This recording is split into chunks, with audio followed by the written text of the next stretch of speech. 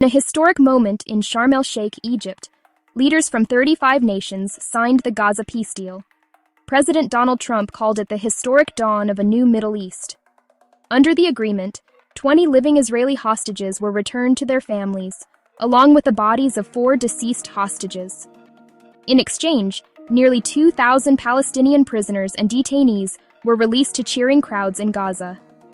Trump thanked Egyptian President al-Sisi and other mediators, while Palestinian Authority President Mahmoud Abbas was also present. The ceasefire included critical measures, easing blockades, humanitarian aid delivery, and the establishment of a technocratic government in Gaza to prevent Hamas from regaining full control.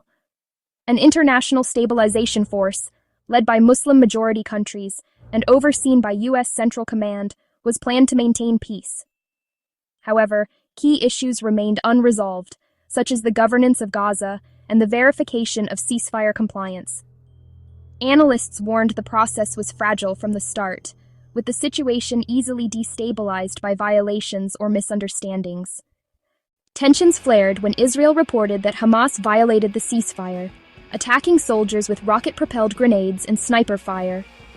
Prime Minister Netanyahu ordered retaliatory strikes, which killed dozens, including at UN-run schools. Hamas, however, denied these accusations, calling them Israeli propaganda and unverified claims. They accused Israel of sabotaging the agreement, highlighting the deadly yellow line dividing Israeli and Palestinian areas. The lack of a joint verification mechanism led to conflicting military interpretations and growing mistrust. The resumption of strikes halted aid deliveries, leaving thousands in panic.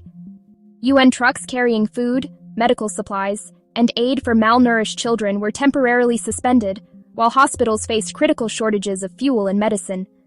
Psychological trauma and devastation compounded the humanitarian crisis.